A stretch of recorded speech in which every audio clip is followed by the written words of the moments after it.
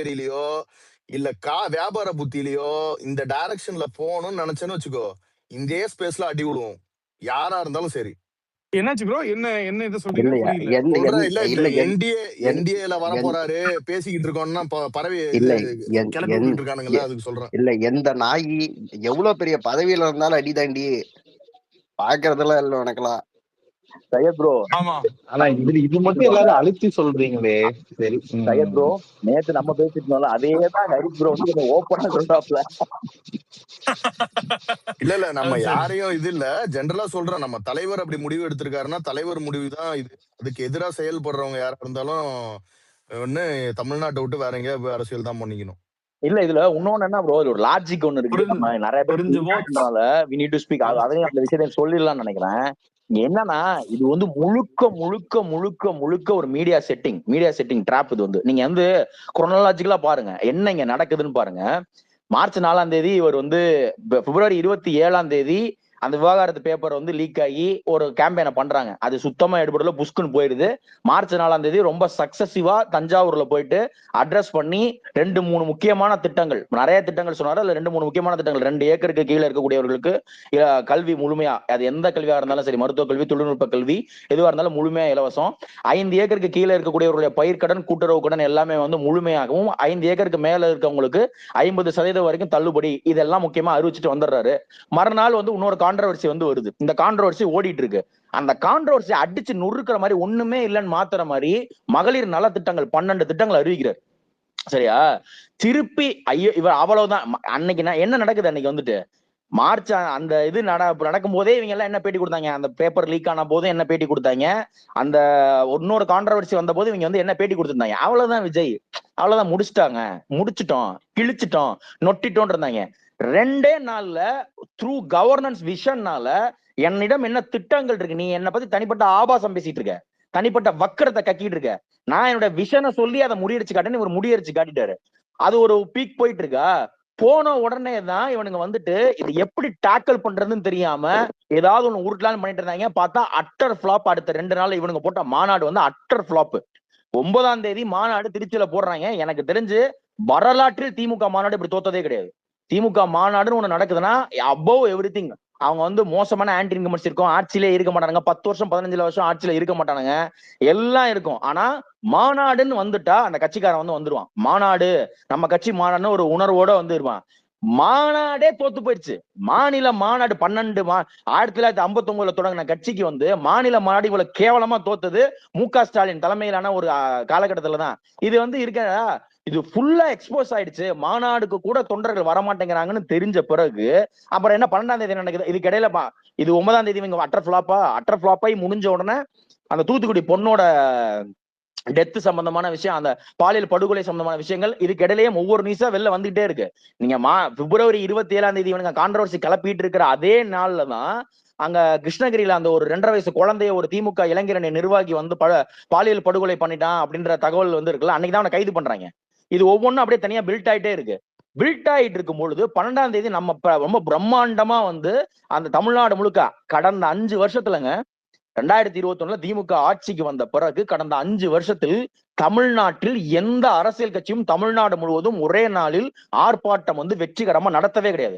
ஒரே ஒரு முறை வந்து அதிமுக வந்து ஒரு ஆர்ப்பாட்டம் நடத்த விலைவாசி உயர்வை கண்டிச்சு அதுக்கு ஒண்ணு ட்ரை பண்ணாங்க. ஆனா அது ஃபிளாப், ஃபெயிலியர். இது வந்து எடுபடல, பிசுபிசுத்துருச்சு, ஒழுங்கா வந்து நடக்கல, தொண்டர்கள் யாரும் வரவே இல்லைன்ட்டு செய்திகளே வந்துச்சு. நேரத்துல வெற்றிகரமா 2 வருஷத்துக்குள்ள வந்த ஒரு கட்சி தமிழ்நாடு முழுவதும் மாவட்ட தலைநகரங்கள் அத்தனையிலையும் வந்துட்டு ஒரு ஆர்ப்பாட்டத்தை செஞ்சு சட்டம் ஒழுங்கு பிரச்சனையில இருந்து எஸ்ஓபி பிரச்சனையில இருந்து எல்லாத்தையும் பேசி இது பண்றாங்க. ஆன்டி இன்கம்பன்சி பீக்குக்கு போயிடுது. சரியா? இவ்வளவு தூரம், இவ்வளவு வக்கர கதைகள், இவ்வளவு மீடியா கண்ட்ரோல், இவ்வளவு மீடியா செட்டிங், பல 100 கோடி ரூபாய் பணம் செலவு பண்ணி விளம்பரம், அதுக்கு வந்து ஒரு ஆடு, விளம்பரத்துக்கு விளம்பரம், அதாவது விளம்பரத்துக்கு ஒரு நிகழ்ச்சி நடத்தி அதை விளம்பரப்படுத்துறதுக்கு தனி விளம்பரம், இவ்வளவும் பண்ணிட்டு இருந்தப்ப இவ்வளவு தூரம் இவங்களை கண்ட்ரோல் பண்ணி வச்சிருக்கும் போதே ஆர்ப்பாட்டம் நடத்தி இவங்க ஆன்டி இன்கம்பன்சி எஸ்டாப்ளிஷ் பண்ணிட்டாங்க. என்னதான் இவங்க அந்த செய்தியை மறுநாள் காலை இந்த மார்ச் 13ஆம் தேதி 12ஆம் தேதி ஆர்ப்பாட்டம் நடந்து முடியுது, அடி துவச்சாச்சுங்க சோசியல் மீடியால எல்லாம். 13ஆம் தேதியில இருந்து காலையில இருந்து இதை கலெக்ட் பண்ணணும் அப்படின்னு சொல்லிட்டு வந்து ஸ்பெகுலேட் பண்ணிட்டு இருக்காங்க. இப்போ இதை வந்து திரும்ப திரும்ப செய்வாங்க, வெவ்வேறு வாய்ஸ்ல பண்ணுவாங்க. போஸ்ட் போல் வந்து அலையன்ஸ் போயிடுவாரு, தேர்தலில் விஜய்க்கு ஓட்டு போட்டிருக்கின்றால் வெற்றி பெற்று விட்டு அவர் பாஜக போயிடுவாரு, இப்படின்னு விதவிதமா உருட்டுவாங்க. நீங்க ஒன்ன எளிமையா இங்க வந்து புரிஞ்சுங்க. தமிழ்நாட்டில் எந்த ஒரு தலைவரும் வந்து மேடையில் நின்னு எனக்கு இவ்வளவு வாக்கு வங்கி இருக்குன்னு கிளைம் பண்ணதே கிடையாது. அதை சொல்ல மாட்டாங்க. நல்லதுக்காகவும் சரி கெட்டதுக்காகவும் சரி ரெண்டுக்காகவும் சேர்த்து சொல்ல மாட்டாங்க. முதல் முறையா விஜய் வந்து கிளைம் எடுக்கிறாரு. இவ்வளவு பேசுறீங்களடா, உங்க எவனுக்காவது வந்து தனியா ஒரு கட்சி ஆரம்பிச்சு வாக்கு வங்கி வாங்குறதுக்கு மக்கள் நம்பிக்கை படுறதுக்கு வக்கு இருக்கா?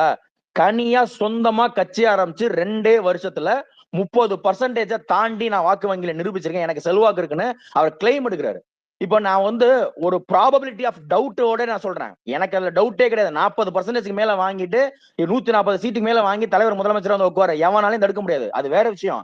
ஆனா ப்ராபபிலிட்டி ஆஃப் டவுட் இங்க இருக்கக்கூடிய சில பேருக்கோ மற்றவர்களுக்கோ ப்ராபபிலிட்டி ஆஃப் டவுட் இருக்குல்ல, அதுல இருந்து நான் சொல்றேன் 30% விஜய் கிட்ட இருக்கு. அதை அவரே கிளைம் பண்றாரு. அதை வந்து எவனுமே வரைக்கும் கவுண்டர்ஃபை பண்ணல. என்ன நீங்க 30% இருக்கீங்க, எப்படி இருக்கு உங்களுக்குன்னு எவனா ஒருத்தன் கேட்டானா? கேட்கறதுக்கு துப்பு இருக்கு அவனுக்கு? எவனுக்கு அதை கேட்கறதுக்கு பொலிட்டிக்கலா கவுண்டர்ஃபை பண்ண கூட துப்பு கிடையாது. அப்ப அவர் வந்து அந்த கிளைமை எடுத்துட்டு இன்னும் ஒரு ஆட்சி அமைக்கிறதுக்கு அவருக்கே கூட இன்னொரு 5% வேணும், 6% வேணும்னு அவர் நினைக்கிறாருன்னா அதை உயர்த்துறதுக்கான வேலையை அவர் பாப்பாரா, இல்ல 3% கட்சிக்கிட்ட போயிட்டு இந்த 30% தூக்கி கொடுத்து நீ என்ன காப்பாத்துன்னு இவர் கேட்பாரா? ஒரு லாஜிக் வேணாம், அறிவு வேணாம். இத வந்துட்டு இவனை உட்காந்து கிண்டிட்டு இருக்கானுங்க திருப்பி சாரி திருப்பி. பாஸ். இல்ல பாஸ், இல்லாததெல்லாம் கேட்டா எப்படி பாஸ்? இல்ல அதாவது இவனுங்க ஃபர்ஸ்ட் டே நம்ம கட்சி ஆரம்பிச்சதுல இருந்து அப்ளிகேஷன் கொடுக்க போனாங்கல்ல கட்சிக்கு டெல்லியில, அந்த அப்ளிகேஷன் பண்ற போதுல இருந்து இவனுங்க இந்த கதையை கட்டிட்டு இருக்காங்க இன்னைக்கு வரைக்கும். அந்த நரேட்டிவ்ல இருந்து நடுவுல நடந்த பல விஷயங்கள், கரூர் விஷயம் எல்லாம் அறம் மொறோன்னு என்ன வேணா பேசுவானுங்க வாய் கிளிய. ஆனா நம்ம வந்து கவுண்டர் பண்ண இப்போ ஒரு ஃபார் எக்ஸாம்பிள் நீ என்ன கொலகாரன்னு என் தலைவனை நீ கிளைம் பண்ணா நான் ஏன்டா உன்னை திருப்பி சொல்லக்கூடாது? எனக்கு ஆதாரம் இருக்கு, நான் எதையோ உன்னை ஆன்லைன்ல பாக்குறேன், அதை வச்சு எப்படி நான் உன்னை சொல்லக்கூடாது? ஆனா நீ என்ன வேணா சொல்லுவ, நீ என்ன வேணா என் தலைவனை சொல்லுவ, எப்படி வேணா மார்பிங் போடுவ, யாரு கூட வேணா எப்படி வேணா வச்சு பேசுவ, என்ன வேணா நீ பண்ணுவ, திருப்பி ஆனா பண்ணிட்டேன்னா அரசு பண்ணுவ. இத கூட சகிக்கிற தன்மை உங்ககிட்ட இல்லனா நீ எல்லாம் விமர்சனங்களை எதிர்கொள்ள வலிமை. நீ ஓட்டு கேட்டு வராத, நீ வந்து ஆட்சி அதிகாரம் எல்லாம் கேட்காத. ஆட்சி அதிகாரத்துக்கு வரணும்னா விமர்சனங்களை எதிர்கொள்றதுக்கு வந்து தகுதி இருக்கணும், அதுக்கு துணிச்சல் இருக்கணும். 4 பேர் கேள்வி கேட்கதான் செய்வான். உங்க அப்பா விட்டு பணத்துல இருந்தா எல்லாத்தையும் நடத்துற, வரி பணத்துல தானே ஆட்சி நடக்குது. ஏதோ நீ எடுத்து சம்பாரிச்சு துட்டு எடுத்து கொடுக்குற மாதிரி வந்து பேசினா, சம்பாரிச்சு இந்த அரசாங்கத்துக்கு வரி கட்டுறவன் கேள்வி கேட்கதான் செய்வான். நீ ஒன்ன சொன்னா அதுக்கு எதிர்கேள்வி கேட்கதான் செய்வான். அதுதான் ஜனநாயகம். சரியா? அதுக்கு முடியலன்னாக்க கையெடுத்து கும்பிட்டுட்டு வேட்டியை கழட்டி போட்டுட்டு போங்கடா. நீங்க எல்லாம் எதுக்கு வந்து ஓட்டு கேக்குறீங்க? ஏன் ஓட்டு கேக்குற? நீ வந்துட்டு நீ அரசியல் கட்சி நடத்தாத, நீ என்ஜிஓ நடத்து, இல்ல வேற ஏதாவது ஒண்ணு நடத்து. இல்ல நியூஸ் கார்டு போடு, அதை வச்சு ஓட்டு கேளு. போலீஸ் போலீஸ் போலீஸ் பாருங்க எப்படி பேசுறாங்க பாருங்க. அப்படிதான்டா பேசுவோம்.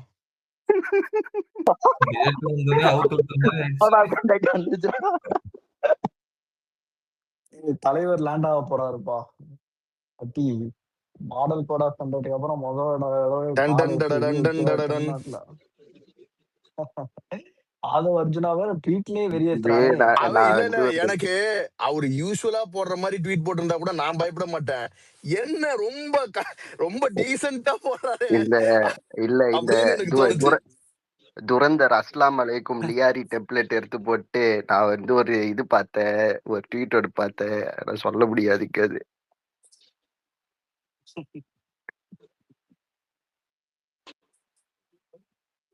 நம்ம சேனல்ல யூடியூப் சேனல்ல வந்து லைவ் போகுதாண்ணா? இல்ல இது இப்படி பண்ண மாட்டாங்க. கட்சியோட அபிஷியல் நிகழ்ச்சிகள் மட்டும்தான் நம்ம சேனல்ல வரும். இதெல்லாம் அன்அபிஷியலா அந்த மீட்டிங் ஆரம்பிக்கிறதுக்கு 30 செகண்டுக்கு முன்னாடி லைவ் வருவாங்க. ஆமா, ரொம்ப ஸ்ட்ரிக்டான ஆபீசர். அதுவும் முடிஞ்ச உடனே கட் பண்ணிட்டு ஓடிடுவான், படக்கும் கட் பண்ணிடுவான்.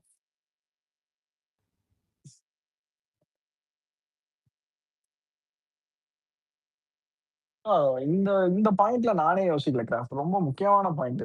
30% இருக்க ஒரு ஆளு இன்னொரு 5% கூட்டி சிஎம் ஆகிறதுக்கு யோசிப்பாரா, இல்ல அதை தூக்கி 3% கட்சிகிட்ட கொடுத்துட்டு ஓரமா நின்று வேடிக்கை பார்ப்பாரான்றது வந்து சத்தியமா இது எனக்கு இந்த பெர்ஸ்பெக்டிவ் இப்பதான் எனக்கு ரொம்ப ரொம்ப இன்ட்ரெஸ்டிங். ஆனா ரொம்ப நேர்மையான டேக்கிங் கூட.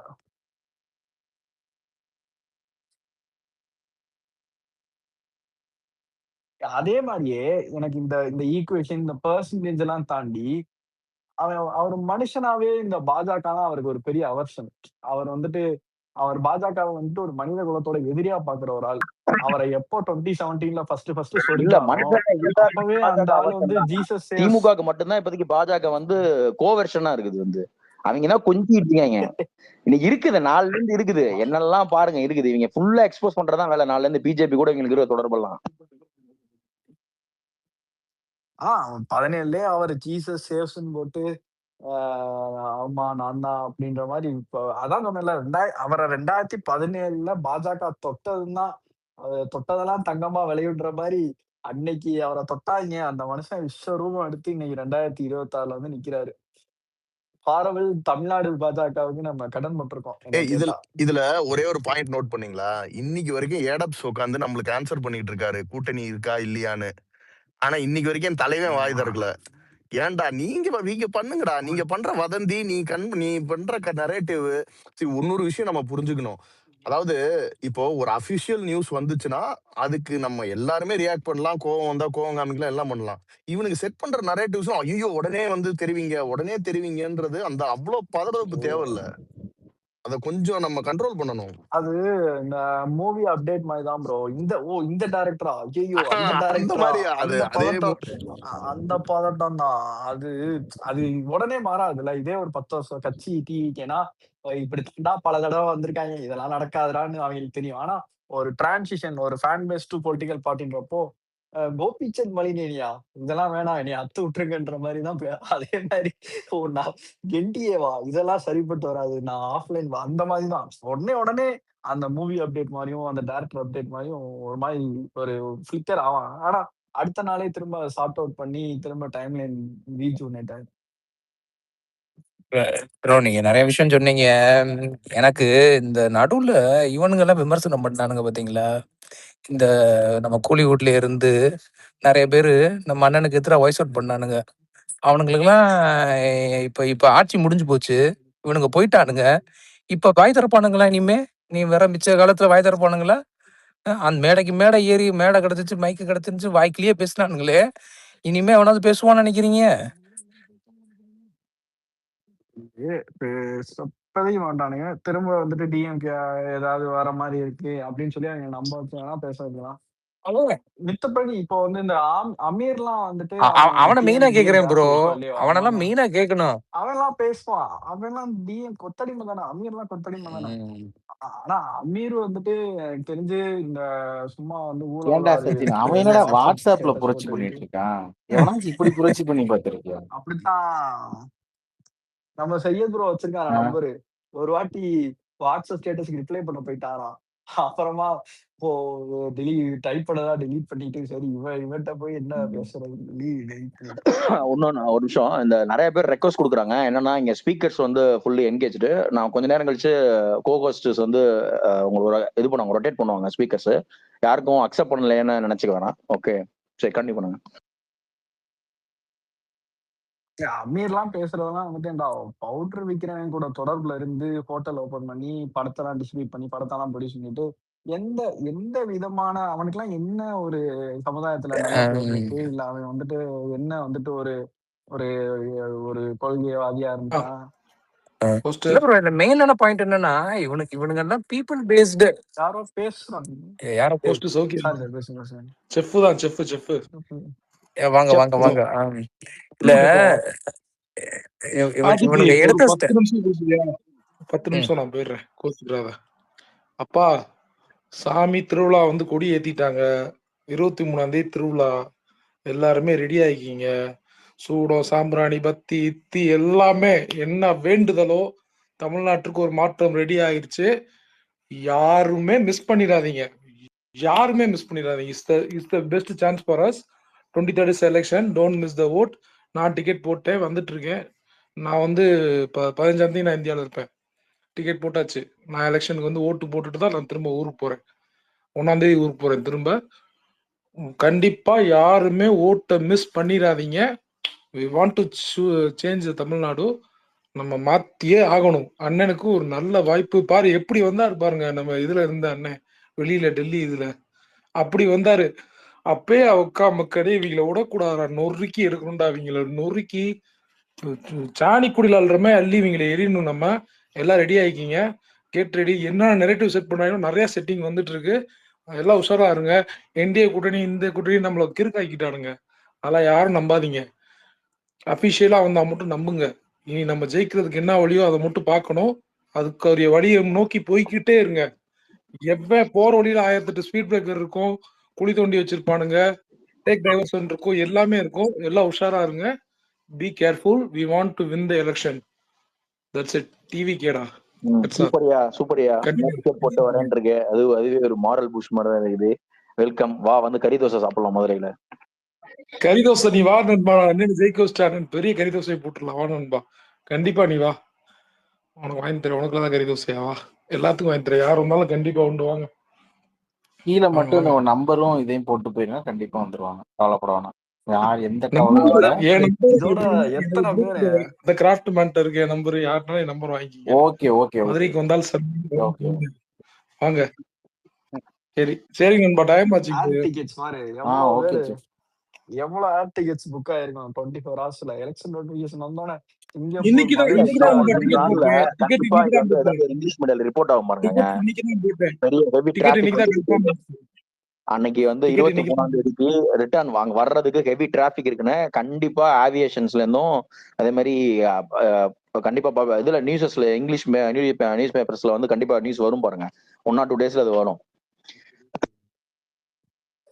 அதான் வெளிநாட்டுல நம்ம செங்கோட்டையன் கூட கத்தார் விஎம்ஐட்ட வந்து வீடியோ கான்பரன்சிங் மூலியமா பேசியிருக்காரு போல. யுஏஇல ஒரு பெருங்கூட்டம் காத்துக்கிட்டு இருக்கு ஓட்டிங்க்கு. துபாய், கத்தார், பஹ்ரைன், அதே மாதிரி இங்கிட்டு யூகே மேல. யூகேல தான் சொல்லலாம், யூகே ஒரு பக்கம். யுஎஸ்ல யுஎஸ், அதான் எல்லா கண்ட்ரில இருந்தும்.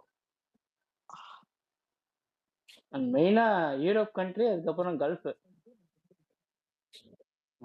அதே மாதிரி இது சிங்கப்பூர், மலேசியா.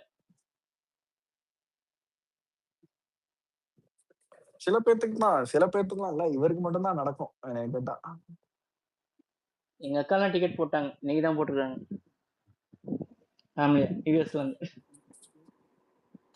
இல்ல சச்சினே, அதுவும் வந்துட்டு என்ன ஒரு ஆளு, அதுதான் அதேதான். இந்த ஒரு மனுஷன் ஏன்னா ஒரு டிக்கெட் நம்ம போயிட்டு வரக்கு ஒரு யூஎஸ்ல இருந்து நம்ம வரணும், ஒரு 2 லட்சம் ரூபா ஆகாது, ஒரு மினிமம் ஒரு 1.5 லட்சம் ரூபா ஆகாது. 2.5 lakhsங்க போயிட்டு அப் அண்ட் டவுனா? வரதுக்கு மட்டும் வரதுக்கு மட்டும் 2.5 lakhs வராது. அவங்க புக் பண்ணிருக்காங்க. ரெண்டு டிபிடி இந்த போஸ்டல் ஓட்ஸ்லாம் எப்பரா இருக்காங்க, அத பத்தி ஐடியா இருக்கா? போஸ்டல் ஓட்ஸ் இன்னைக்கு பாத்தீல? இவன் வீடியோ பாத்தியா? டேய் இஸ்பான் ஒரு வீடியோ போட்டிருந்தான்டா. அதாவது அந்த கோஸ்டல் ரீஜன்ஸ்ல ஒருத்தர் வந்து ஒரு பேட்டி கொடுத்திருந்தாரு. என்ன கேட்டா போஸ்டலா? ஓகே எனக்கு போஸ்டல்னு கேட்டுருச்சுடா. அதான் இவனோட டிஃபரெண்டா போஸ்டல் பத்தி கேக்குறானேன்னு நினைச்சேன். ஓகே ஓகே எப்படி நம்ம வந்து இந்த கட்சின்னு நம்ம எழுதி போஸ்ட் அனுப்புவோம், அந்த போஸ்டர் இல்லடா எனக்கு போஸ்டல் ஓட்டுன்னு கேட்டுச்சுடா. கோஸ்டல் ரீஜன்ஸ் அதை கேட்டுச்சு. இவங்களுக்கு மட்டும்தாங்க அது என்னது அரசு ஊழியர்கள் ஓவர்சீஸ்ல அவங்களுக்கு உண்டாங்க. இல்ல கவர்மெண்ட் எம்ப்ளாயிஸ் தான்டா. Government employees. ஆமா, யாரு நான் தான் குழப்பிட்டு இருக்கேன். யாருக்குன்னா இந்த கவர்மெண்ட் எம்ப்ளாயி எலெக்ஷன் வேலையில இருப்பாங்கல்ல, அவங்க போட முடியாதுன்ற ஓட்டம் தான் கவர்மெண்ட் எம்ப்ளாயிஸ். அப்புறம் வந்து பிசிக்கலி சேலஞ்சு, அப்புறம் எல்டர்ஸ், அவங்களுக்கு தான் அதெல்லாம். வெளிநாட்டுல இருக்கவங்களுக்கு ஒர்க் ஆகும்டா இல்லையா? அத லேர்ன் பண்ணுங்கடா. பல பேர் பேசுனீங்க ஒரே நேரத்துல. இல்ல ஓவர்சீஸ்ல இருக்கு ஓட்ஸ் கிடையாது. சொல்லு குமரா, நீ சொல்லு. இந்தியா தான் வரணும். இது போஸ்டல் ஓட்ஸ் வந்து வெறும் வந்து கவர்மெண்ட் எம்ப்ளாயிஸ், அந்த டியூட்டில யார் யார் இருக்காங்களோ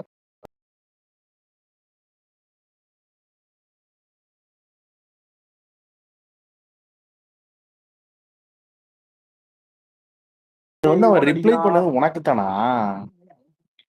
அந்த மேட்டர் பண்ணது நான் தான். ஒண்ணும் இல்ல, திமுகவுக்கு கடவுள் நம்பிக்கை இருக்கா இல்ல கடவுள் மறுப்பான்டா கேட்டேன். அதுக்கு சரி அவனுக்கு அதுக்கு பதில் தரலன்னா அண்ணா என்ன சொன்னாருன்னு சொல்லுன்னு சொன்னா, அதுக்கு தாண்டா 1.5 குள்ளம் போட்டான். போட்டு ஸ்கிரீன்ஷாட் எடுத்து அதை கோட் பண்ணி அவன் ஐடிலாம் வந்து சஸ்பெண்ட்லாம் ஆகல. அவன் தான் மாத்திட்டான் அந்த அந்த ஐடியை ஐடிய. க்ளோஸ் பண்ணி அந்த ஐடியை க்ளோஸ் பண்ணிட்டு ஓடிட்டான். பயோல வந்து சஸ்பெண்டட்னு வச்சிருக்கான் அவனே. சரி ஓகே, இப்போ பேசாதவங்க மத்தவங்க அப்படியே பேச ஆரம்பிக்கலாம். சரண் வந்து கை தூக்கி இருக்கிறாரு. வெற்றி அவர் ரொம்ப நேரமா அந்த ஒரு ஐடி இருக்கு. அப்புறம் வெற்றிங்கிறது யாருன்னா ஸ்கிராப் ஷாலினின்னு ஒருத்தவங்க இருப்பாங்கல்ல, அவங்கதான். ஓ உனக்கு தாண்டா இந்த எல்லா ரகசியமும் தெரியுது. கூடவே ஏங்க இருக்கிற எனக்கு புரியல, அது டேப் பண்ணீங்கன்னா ஷாலினி 1603 வருது, அப்பதான் பார்த்தேன்.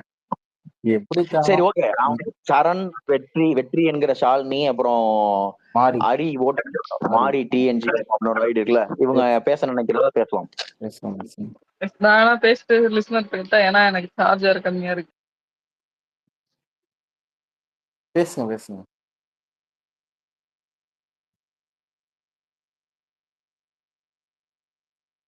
அவங்க பேசுறாங்களா? ஓகே.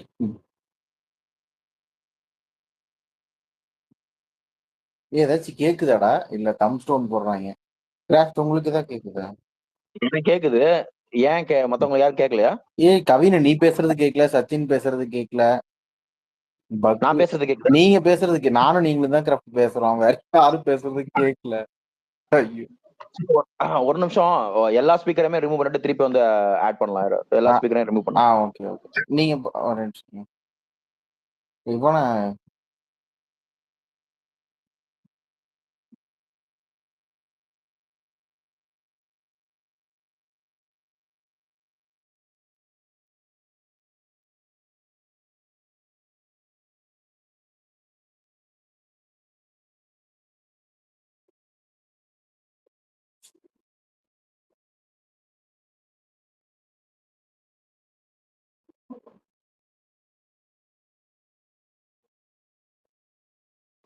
நீ ரெக்வெஸ்ட் அனுப்புறியா இல்ல அக்செப்ட் பண்றியா? நான் ரெக்வெஸ்ட் அனுப்புறேன், அனுப்பியிருக்கேன். ஓகே. ஆண்ட்ராய்டு தான் கிராஃப்ட் ரொம்ப பக்கு. சரண் நீங்க இருக்கீங்க, நீங்க பேசுங்க.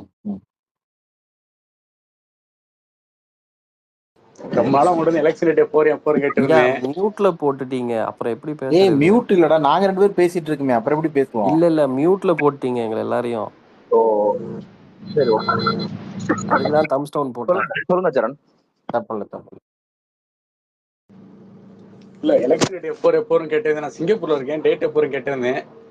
நானே சொல்லிடுறேன், ஏப்ரல் 23 கண்டிப்பா வந்திருக்கேன். இல்ல கிராஃப்ட் போர்டு ரொம்ப நாள் கேட்டிருந்தேன், எப்போ வரும் அப்ராக்சிமேட்டா சொல்லுங்க அப்படின்னு.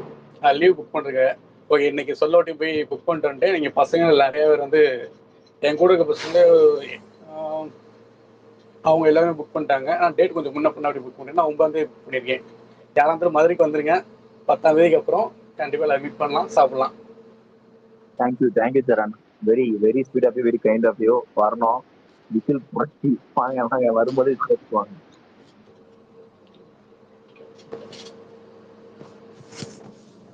ஏன்னா அண்ணன் லேண்ட் ஆயிட்டாரா சென்னையில? லேண்ட் ஆயிட்டார். எதுலடா ஏதாவது லைவ் ஏதாவது போகுதா? வேற இல்ல பசங்க அப்டேட்ஸ் கொடுக்குறாங்க, ஃளைட் லேண்ட் ஆயிருச்சுன்னு. லைவ் எடுத்துட்டேன். லைவ் போடக்கூடாதா இல்ல லைவ் ஏதாவது சம்திங் நோ லைவ்னு போட்டாங்க. தெரியல என்ன கதைன்னு. ஆமாக்கு இந்த வீடியோ தான் ஒரு இவனுங்க. ஓகே. இது என்னாச்சு, தலைவர் லேண்ட் ஆயிட்டாப்லையா? ஆயிட்டார். தலைவர் லேண்ட். என்ன நிலவரம் எப்படி இருக்குது? இன்னும் ஏதோ லைவ் ஃபுட்டேஜ் இல்ல சையத் ப்ரோ. ஓகே. திரும்ப ஷெட்யூல் போடுவாரோ? 40 நாள் 40 டிஸ்ட்ரிக்ட். ரெடி எல்லாம் ரெடி. எனக்கு தெரிஞ்ச ஒரு போட்டுக்க மாட்டான்னு நினைக்கிறேன். திங்ஸோட வேலை என்னன்னு நினைக்கிறேன். ரெடி. செங்ஸா? ஓ செங்ஸ் ப்ரோ. ஹெட்டோ.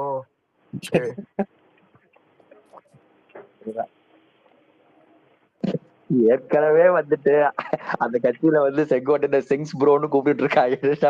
அவரை டாக்டர் வந்துட்டு இருக்காங்க. எப்படி நாங்களா செல்ஃபி வீடியோ பாத்தீங்களா?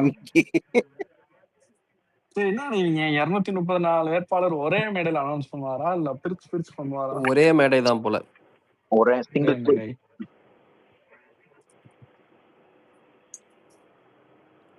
அந்த ஸ்டேஜ் போடும்போது அந்த ஹெட் ஓபனா மேற்கூரை இல்லாம ஓபனா விட்டா இன்னும் கொஞ்சம் ஏஸ்தட்டிக்கா இருக்கும்டா. நம்ம நைட்டு போடுறது இல்லடா சச்சின், நம்ம தான் 7 o'clock மேல மீட்டிங்கே போடுறது. நைட் போடலாம், இப்ப போடலாம், பாதுகாப்பா போடலாம். எனக்கு கேட்டா பிரைவேட் பவுன்சர்ஸ், பிரைவேட்டா நம்ம கட்சியே நமக்கு வாலண்டியர்ஸ் சொல்லி நம்ம அதான் ஒன்னே ஒன்றா, இனிமே அவங்களோட ப்ரெஷர் நம்ம மேல இருக்காதுன்றதுக்காண்டி நம்மளோட பாதுகாப்பை கூட்டிக்கணும். எவ்வளவு நம்ம வந்து பாதுகாப்போம். இல்ல ட்ரூங்க, உண்மைங்க. ஏன்னா இனிமே ரொம்ப கவனமா இருக்கணும் ஆக்சுவலி நம்ம. போட்டு வண்டியில துரத்துறது, போட்டு அவரை போட்டு பாடாப்படுத்திட்டுலாம் இருக்கக்கூடாது. அவரை ஃப்ரீயா நடமாட விட்டாதான் நம்மளோட ப்ராஸ்பெக்ட் இன்க்ரீஸ் ஆகும். ஆரஞ்சு பஸ் வந்துரும் இனிமே. ஆரஞ்சு பஸ்ல சார், ஆமா. Orange bus red and Red yellow and bus. ஆனா நீ ஒரு நாள் பாரு சச்சின், அதாவது ஒரு நாள் ஜஸ்ட் அந்த மனுஷன் வந்துட்டு மேல ஏறி ஒரு ஹேண்ட் ஷேக் பண்ணதுக்கே அப்படியே டிஎல் அப்படியே குபு குபு குபு அந்த ஓல்டு வைப்ஸ். ஒவ்வொருத்தரும் டிக்கெட் எல்லாம் போஸ்ட் பண்றாங்க, அங்கிருந்து வரேன் டிக்கெட் புக் பண்ணிட்டேன். எக்கச்சக்கமான ஒரு டிஎல்ல அத்தனை டிக்கெட் பாக்குறேன் புக் பண்ணிட்டேன். அங்கிருந்து சிங்கப்பூர்ல இருந்து வந்துடுறேன். ஆமா ஆமா பார்த்தேன். இப்போ இது வரைக்குமே நான் 5 டிக்கெட் பார்த்துட்டேன். ஆமா, சிங்கப்பூர், அதே மாதிரி இந்த சிங்கப்பூர், மான்ஸ்டர் ஸ்பேஸ்ல ஜப்பானு. ஈவினிங் ஒருத்தர் நான் உகாண்டால இருக்கேங்க, உகாண்டால இருந்து நான் வரேங்க அப்படின்னு சொல்லி ஒருத்தர் பேசுறாப்ல. உட்காண்டா ஆ. உகாண்டால இதெல்லாம் என்ன ஒரு இது? இதெல்லாம் யாருக்கு நடக்கும்? நீ இந்த ஆளை உங்க வந்து ஊர்ல உங்க ஊர்ல அது சரி ஓகே விடுங்க, நான் சொல்லுவேன். ஒழுங்கா ஹோஸ்ட் கூட பண்ண தெரியாதாடா உனக்கு? வாங்க வாங்க என்ன விட்டோபா, ஏறுறீங்க வணக்கம் பிரச்சனை? வணக்கம் வணக்கம், வந்துட்டீங்களா? வாங்க ப்ரொஃபஷனல் வாங்க லிசனர். வாங்க பவன் வாங்க. பவன் கல்யாண் என்னடா 25 வருஷமா பேசவே டேய் டேய் இல்லைன்றா. டேய் டேய், பவன் அவ்வளவுதான். கல்யாண பத்தி டேய் தானே இல்லடா பேசுறது. கவின்னு ஒரு நிமிஷம் இரு. பவன் கல்யாணை பத்தி இப்ப பேசணும். ஏன்னா இவனுக்கு இத்தனை நாளா ஒரு உருட்டுனாங்கல்ல. என்னன்னா பவன் கல்யாண் மூலியமா தான் வந்துட்டு விஜய்க்கு வந்து என்டிஏ வந்து அழுத்தம் கொடுத்தது. அவங்க 2 பேரும் பேசிட்டு தான் வந்து இந்த அலையன்ஸே வந்து இது பண்ணாங்க அப்படின்னு. பவன் கல்யாண் இன்னைக்கு என்ன சொல்லிட்டாரு, நான் விஜய்கிட்ட பேசி 25 வருஷம் அப்படின்னு ஆயிட்டாப்ல. அப்ப யாரு வந்து இந்த நியூஸ ஸ்ப்ரெட் என்னடா பண்றது? சொல்ற? 25 வருஷமா? ஆமா, 25 வருஷம் பேசவே இல்லை. பேசவே அந்த கடைசியா இல்லைங்கிறான். வந்து அவன் படம் ப்ரொமோஷனுக்கு எதுக்கும் ஆந்திராக்கு போனப்போ பாத்துக்கிட்டதுன்னு நினைக்கிறேன் எனக்கு தெரிஞ்சு. நான் பேசவே இல்லை அப்படிங்க. அப்ப யாரு இதெல்லாம் வந்து டேய் ட்விட்டர்ல மாரின்னு ஒருத்தர் ஓட்டுறது? ஸ்பீக்கர் காட்டுதாடா, அக்செப்ட் பண்ண எனக்கு சொல்றாரு. காமிக்க மாட்டேங்க, எனக்கு ரெக்வஸ்டே எனக்கு கோர்ஸ் காமிக்கல. கொடுங்க, கோர்ஸ் கோர்ஸ் கொடுங்க கொடுங்க. Craft bro. ஏன்னா டேய், அவன் என்னமோ நினைச்சுக்கிட்டு இருக்கான் பவன் கல்யாண் ஆந்திராவோட டெபுட்டி சிஎம்ன்றதை விட தாவேகா தலைவரோட போஸ்ட் ரொம்ப பவர்ஃபுல்ரா. அவன் தன்னை பெரிய ஆளுன்னு நினைச்சு ஆமா, அது மெட்ராஸ் ரெண்டாவது எம்டிஏக்கு முதல்ல இந்த இந்த என்ன சொல்றது, இந்த பவன் கல்யாணம் எல்லாம் கம்பேர் பண்ணி நம்மள பெரிய பேசுனது பெரிய ரொம்ப ஆளா காட்டுறாங்க அவனை. ஆமா சும்மா இழிவுபடுத்துற மாதிரியான விஷயம் தான். பவன் கல்யாண்லாம் ஒண்ணுத்துக்கு உதவாதவன். அவன்லாம் முதல் எலெக்ஷன்ல எவ்வளவு ஓட்டு வாங்கியிருக்காரு சுப்ரீம் கோர்ட் வச்சு? 17 லட்சம் 17 லட்சம் 20 சம்திங் வரைக்கும் மேக்ஸிமம் வாங்கியிருப்பான்னு நினைக்கிறேன். அவ்வளவுதான். நோ 20 லட்சம் அவன் ஓட்டு 20 இது அவன் வரைக்கும் அவன் 20 தொட்டதே கிடையாது. நான் நல்லா தோற்று. பார்த்தேன். சீமானே 36 லட்சம் ஓட்டிங் வந்துட்டு வாங்கியிருக்காரு. பவன் கல்யாண் அப்படி பண்ணார். பவன் கல்யாண் நொட்டுனாரு. ஒன்னதுக்கும் தேரல. அவன் சந்தையில சேல்ஸ் ஆகல. அது பிஜேபியோட போய் அது ஒரு வைப்ரேஷன் கிரியேட் ஆகி அது ஒரு ஈக்குவேஷனா மாதிரி வந்துச்சு. நம்மால் வந்துட்டு அப்படியா புரியல எனக்கு. ஏங்க 17 லட்சம் ஓட்டு எடுத்த ஒருத்தனை வந்துட்டு நீங்க ஒரு எக்ஸாம்பிளரியா வச்சுக்கிட்டு பவன் கல்யாண் இப்படிதான் வந்தாரு, பவன் கல்யாணால ஒண்ணும் செய்ய முடியல, பவன் கல்யாண் சுத்த வேஸ்ட், அவனால ஒண்ணும் செய்ய முடியாதுதான். இல்ல 17 லட்சம் ஓட்டு வச்சிருக்கேன், கூட்டணி போக வேண்டியதுதான். நான் ஏன்டா 17 லட்சம் ஓட்டு வச்சுக்கிறோம், கூட்டணிக்கு போக வேண்டியவன்தான். கூட்டணிக்கு தான் போகணும், அதுக்கு மேல ஒண்ணும் பண்ண முடியாது. சீமா 36 லட்சம் ஓட்டு வச்சிருக்காரு இவன இங்க. அவங்க ஆக்சுவலி பக்கா என்ன இஷ்யூன்னு சொல்லி தெரியல. Not able to add co host. சரி பரவாயில்லப்பா. இல்ல நீங்க ஆல்ரெடி கொடுத்ததை கேன்சல் பண்ணுங்க. போயிருக்கு. எனக்கு தான் கொடுத்துருப்பீங்க, கேன்சல் பண்ணுங்க. பாக்குறேன் அது இதாக மாட்டேங்குது. நான் பாக்குறேன், நீங்க பேசுங்க. அந்த சந்தானகுமார் ட்வீட் பாத்தீங்களா? புதிய தலைமுறையில இருந்து என்னன்னு சொல்லிடு. அதாவது நீ என்னன்னு சொல்லிடணும். his terms or no terms. அவனுக்கு ஒண்ணும் தெரியாது. திரும்ப சொல்லி ஒன்னும் புரியல. his terms or no terms, அதாவது இவர் வச்ச டிமாண்ட் அக்செப்ட் பண்ணாம இருக்கணும், இல்ல